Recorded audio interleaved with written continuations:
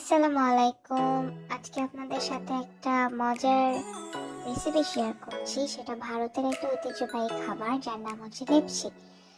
খাবারটা পশ্চিমবঙ্গে বেশি প্রচলিত অ্যাকচুয়ালি। তো তার জন্য আমাদের ডাল লাগবে। ডালটা এখানে মোটামুটি 200 গ্রাম মতো ডাল আছে, যেটা আমি পানি দিয়ে ভিজিয়ে রেখেছিলাম আধা ঘন্টা পর্যন্ত। এখন আমি ডালটা বেটে নিচ্ছি। ডালটা ওই রকম টাইমে ভিজিয়ে রাখলে হবে। তারপর আমি একটা বাটিতে এখানে হচ্ছে পেঁয়াজ, মরিচ এবং বাটা ডালটাকে পানির সাথে গুলাই নেব। অন্য যে পাত্রে আমি আমার কড়াইয়ের চুলাতে তেল, রসুন এবং পেঁয়াজ দিয়েছি গরম করার জন্য। তেল, রসুন এবং পেঁয়াজ সহ তেলটা একটু গরম হয়ে গেলে আমি আমার মিশ্রণটা ওর মধ্যে ঢেলে দেবো। খুব অল্প আঁচে রান্নাটা করতে হবে, বেশি না। আমি এখানে 1600 হিটে আসলে রান্নাটা করেছি।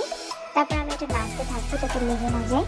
নাড়তে নাড়তে 2 থেকে 3 মিনিট আমি এটা ঢেকে দিয়েছিলাম ঢাকনা খোলাতে। এটা কিছুটা গাঢ় হয়ে আসছে। এখন আমি এটা আরেকটু নাড়বো, 1600 তাপমাত্রাতে রাখবো, তারপর রাখবো না।